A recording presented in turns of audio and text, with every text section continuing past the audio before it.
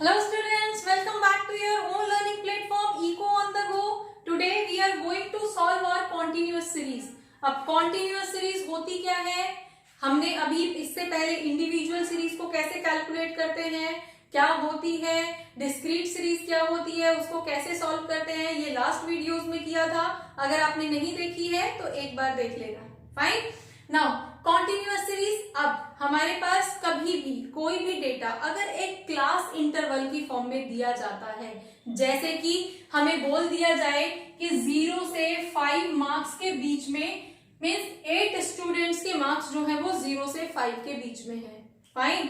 अब 5 से 10 marks 2 students, 2 बच्चे ऐसे हैं जिनके मार्क्स जो है 5 से 10 के बीच में है. इट मीन्स किसी के 6 हो सकते हैं, किसी के 10 हो सकते हैं. 5 और 10 के बीच में उन दोनों बच्चों के मार्क्स हैं.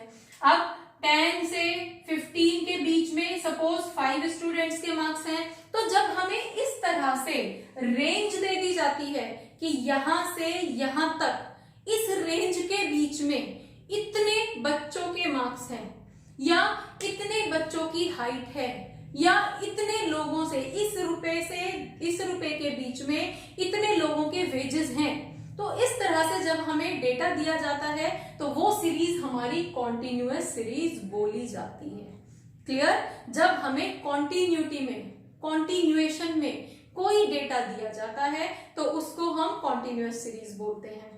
ठीक है. तो अगेन इसको सॉल्व करने के वही 3 मेथड्स होंगे हमारे जो इंडिविजुअल सीरीज में थे और डिस्क्रीट सीरीज में थे. कौन कौन से मेथड्स थे? One was direct method, next shortcut, and next one is step deviation. Fine. हम वही 3 मेथड से इनको सॉल्व करेंगे. तो without wasting time let's have a question. Direct method के लिए हमारे पास फॉर्मूला क्या था? उसके लिए था mean equals to summation of x divided by n. ये तब था जब हमारे पास सिर्फ x की वैल्यू दी गई थी. ठीक है, सिर्फ ऑब्जर्वेशंस की दी थी. लेकिन कॉन्टिन्यूअस सीरीज में तो हमें क्या दिया गया है? क्लास इंटरवल्स दी जाती है और फ्रीक्वेंसी भी दी जाती है.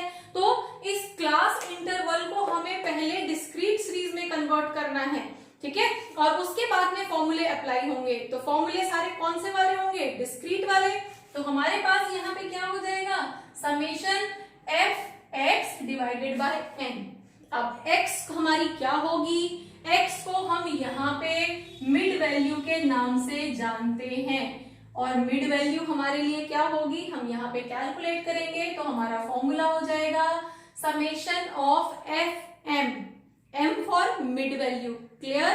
तो हमारे पास यहाँ पे, और मिड वैल्यू होती क्या है? Mid value is lower class plus upper class divided by 2. तो जैसे हमारे पास यहाँ पे 0 और 5 है, तो 0 मेरी लोअर क्लास है, 5 मेरी अपर क्लास है. इन दोनों को प्लस करेंगे और 2 से डिवाइड कर देंगे. तो हमारे पास वैल्यू कितनी आ जाएगी? 0 plus 5 divided by 2. 5 divided by 2 means 2.5 हमारी मिड वैल्यू आ जाएगी. तो हम यहाँ पे लिख देंगे 2.5. देन 5 और 10 के बीच में हमारे पास क्या आ जाएगी मिड वैल्यू? 7.5. देन 10 और 15 की मिड वैल्यू क्या होगी? 12.5. देन 15 और 20 की मिड वैल्यू 17.5. एंड 20 और 25 की मिड वैल्यू 22.5. इसी तरह से lower class plus upper class divided by 2 करके हम उसको सॉल्व कर लेंगे. फाइन. अब हमारे पास m भी आ गया और f तो हमें ऑलरेडी दी हुई थी, फ्रीक्वेंसी तो हमें दी हुई थी मार्क्स की फॉर्म में, कितने बच्चों के कितने नंबर ऑफ स्टूडेंट्स के हैं. ठीक है, तो हमारे पास यहाँ पे क्या आ जाएगा? एफ एम वाला कॉलम हम यहाँ पे नया बनाएंगे. अब एफ एम क्या रहेगा? एफ हमारा 2 है, एम हमारा 2.5 है, तो यहाँ पे वैल्यू कितनी आ जाएगी? ये इंटू ये 5. देन इसकी मल्टीप्लाई करेंगे तो हमारे पास वैल्यू क्या आएगी? 60. And then 75. Then 175. And then 90. हमारे पास इन दोनों कॉलम्स को मल्टीप्लाई करके एफ एम की ये वैल्यू आती है. तो अब हमें क्या चाहिए? फॉर्मूले में समेशन चाहिए इस कॉलम का. तो अब हम इसको टोटल कर लेंगे तो हमारे पास क्या आएगा? Summation f m equals to, means total of this column is 405, ठीक है। और n क्या होगा, n हमने जैसे डिस्क्रीट सीरीज में किया था, जहां भी हमें f दी गई होती है, फ्रीक्वेंसी दी गई होती है, तो n हमारा हमेशा उन फ्रीक्वेंसी का टोटल ही बोला जाता है। तो n हमारे पास क्या आ जाएगा 30, ठीक है। तो हम अपने फॉर्मूले में पुट कर देंगे, formula is mean equals to summation fm divided by n। अब fm का टोटल कितना आया था हमारे पास 405 डिवाइडेड बाय n कितना था 30। तो जब हम 30 से इसको डिवाइड करेंगे तो हमारे पास वैल्यू क्या आएगी 13.5 मार्क्स, ये हमारा आंसर आएगा। मीन्स 13.5 जो है वो एवरेज मार्क्स हैं इन बच्चों के, इन क्लास के, ठीक है।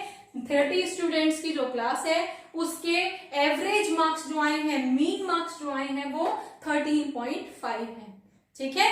तो ये हमारा डायरेक्ट मेथड था। डायरेक्ट मेथड का फॉर्मूला आपके सामने लिखा हुआ है, डन। अब हम नेक्स्ट इसी क्वेश्चन को शॉर्टकट मेथड से करेंगे। शॉर्टकट का फॉर्मूला क्या रहेगा, mean equals to assumed mean, जैसे ही शॉर्टकट आएगा वैसे ही हमें अज्यूम मीन लेनी पड़ेगी, plus summation of f m, और एम के बेस पे हमने क्या निकालना होता है यहाँ पे d, deviation divided by n. अब डी क्या था हमारा, d was x minus a क्या था, ए हमारा अज्यूम्ड मीन था, और डी क्या था हमारा x माइनस ए, जो हमारी ऑब्जर्वेशंस दी गई हैं। अब यहाँ पे हम x तो ले नहीं रहे, m ले रहे हैं, तो हमारे यहाँ पे d किस तरह से कैलकुलेट होगी, m माइनस ए, जो भी हमारी मीन वैल्यू दी गई है, जो भी हमारी मिडल वैल्यू दी गई है उसके अकॉर्डिंग। और मिड वैल्यू हमारी क्या थी, हम इसी क्वेश्चन को शॉर्टकट मेथड से सॉल्व करते हैं, डन। तो हमें नेक्स्ट कॉलम क्या चाहिए, मिड वैल्यू हमारे पास क्या थी, अगेन 2.5, 7.5, 12.5, 17.5 एंड 22.5, फाइन। तो अब हमें क्या चाहिए, डी चाहिए। अब हमारे पास लोअर वैल्यू कौन सी है 2.5, अपर वैल्यू है 22.5, तो हम एवरेज, हम अज्यूम्ड मीन कैसे निकालेंगे, lower value 2.5 plus highest value this divided by 2। हमारे पास वैल्यू क्या हो जाएगी, that would be 25 divided by 2, और इसकी वैल्यू क्या आएगी 12.5, ये हमारी अज्यूम्ड मीन हो जाएगी।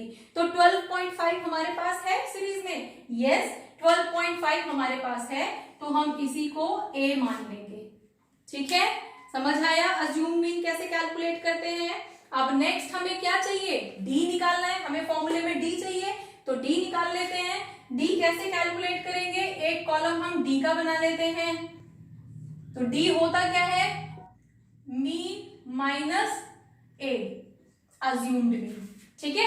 अब हमारे पास मीन क्या था 2.5 माइनस 12.5, तो वैल्यू क्या आ जाएगी 10 माइनस, यहां पे माइनस का 5, 7.5 minus 12.5, then 12.5 minus 12.5 0, then plus 5 and then plus 10। Then अब हमें क्या चाहिए, एफ डी चाहिए हमें, फाइनली क्वेश्चन के अंदर फॉर्मूले के अंदर हमें एफ डी चाहिए। तो अब हम एफ डी का भी एक कॉलम बना लेंगे। अब एफ डी के लिए हमारे पास क्या रहेगा, फ्रीक्वेंसी हमारी 2 थी, डी हमारा 10 है, तो वैल्यू क्या हो जाएगी -20, ये हमारा 8 इंटू -5 -40, 0, 10 इंटू 5 50, 4 इंटू 10 40। तो हमारे पास अब इसी कॉलम का तो हमें टोटल चाहिए, तो इसको हम टोटल कर लेंगे। ये हमारे पास क्या आ रहा है माइनस का 60, और ये हमारे पास आ रहा है प्लस का 90, ठीक है। तो इन दोनों का 90 माइनस 60 समेशन कितना आएगा, summation of f d equals to 30 हमारा यहाँ पे समेशन ऑफ एफ डी आ गया। अब हम फॉर्मूले में पुट कर देते हैं। तो फॉर्मूला क्या था हमारा, ये फॉर्मूला था, तो हम मीन कैसे निकालेंगे, mean equals to assumed mean कितना था हमारा 12.5 plus summation of f d कितना आया था 30 डिवाइडेड बाय n कितना था, वो भी 30 था। ब्रैकेट के अंदर इसको सॉल्व कर देंगे तो हमारे पास ये क्या होगा, 1 जा, तो मीन हमारे पास क्या आ जाएगा, 12.5 plus 1 equals to 13.5 marks. Again the same answer what we got from the direct method. ठीक है, अगेन हमारे पास वही आए हैं, वही एवरेज मीन आया है जो हमारा डायरेक्ट मेथड से आया। क्लियर? अब हम इसी सेम क्वेश्चन को एक बार स्टेप डेविएशन मेथड से सॉल्व करेंगे। ठीक है, अब स्टेप डेविएशन मेथड का फॉर्मूला क्या होता है, mean equals to assumed mean plus summation of f d dash. हम एक स्टेप आगे जा रहे हैं, डी डैश निकालेंगे डिवाइडेड बाय एन इनटू सी। अब सी क्या होता है हमारा, कॉमन फैक्टर, डैश हम यहां पे निकालेंगे तो D dash is D divided by common factor, हमारा डी डैश होगा। तो अभी तक हमने जो क्वेश्चन सॉल्व किया था, हमने मिड वैल्यू निकाली थी। ठीक है, उसमें से हमने मीन को अज्यूम किया था, डन। नेक्स्ट हमने डी निकाला था, डेविएशन, डेविएशन हमने निकाल लिया था, क्या था deviation, mid value minus assumed mean. अब हमें निकालना है डी डैश, तो डी डैश का एक कॉलम बना लेते हैं। उसी क्वेश्चन को अभी हम एक स्टेप आगे लेके चल रहे हैं। ठीक है, देन अब डी होता क्या है, D is D dash equals to D divided by C. और सी हम क्या मान सकते हैं, हमारी सी मानने के लिए हमें डी कॉलम को एक बार देखना होगा। ये इसके अंदर जितने भी नंबर्स हैं वो नंबर किसी एक कॉमन नंबर से डिवाइड हो सकते हैं, उस कॉमन नंबर को हम सी मान लेंगे। तो 10, 5, तो ये नंबर किससे डिवाइड हो सकते हैं, 5 से, तो हम सी क्या मानेंगे, हम सी यहाँ पे 5 ही मान लेते हैं। ठीक है, तो हमारे पास यहाँ पे क्या आ जाएगा, इसको हम डी को कैसे निकालेंगे, डी डिवाइडेड बाय सी। तो 10 को जब 5 से डिवाइड करेंगे तो -2, क्योंकि 10 माइनस का है, माइनस प्लस का बहुत ध्यान रखना है यहाँ पे, डन। देन -1, 0, +1, +2, ये हमारे पास यहाँ पे वैल्यू आ गई। अब फॉर्मूले में हमें चाहिए क्या, डी डैश या F d dash, F d dash चाहिए, तो एफ डी डैश का एक और कॉलम हम यहाँ पे बना लेंगे। तो हमारे पास क्या होगा, एफ डी डैश। अब डी डैश की वैल्यू यहां है, एफ की वैल्यू यहां पे है, मल्टीप्लाई कर देंगे, -4, -8, 0, 10 एंड 8, ये हमारे पास वैल्यू होगी।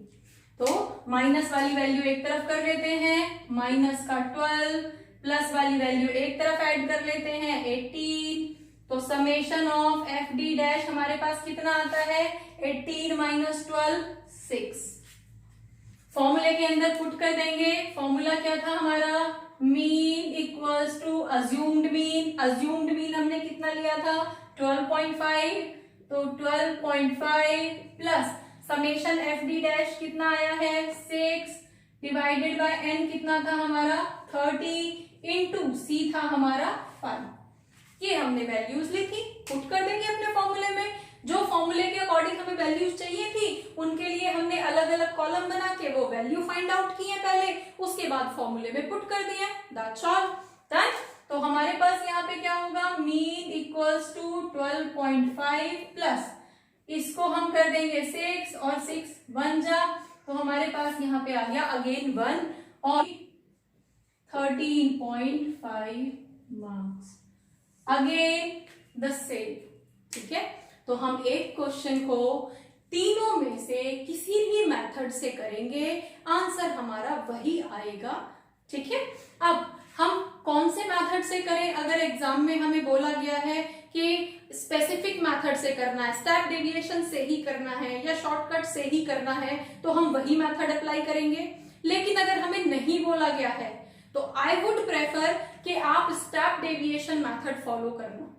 क्या फायदा होगा स्टेप डेविएशन मेथड फॉलो करने से, आपकी जो कैलकुलेशंस हैं, अगर आप यहीं पे मल्टीप्लाई करते तो आपके लिए बड़ी कैलकुलेशन होती। इस क्वेश्चन में तो बहुत छोटी कैलकुलेशंस दी हैं, एग्जाम में आपकी बड़ी कैलकुलेशंस आ सकती हैं, तो मल्टीप्लाई करने में ही सारा टाइम निकल जाएगा।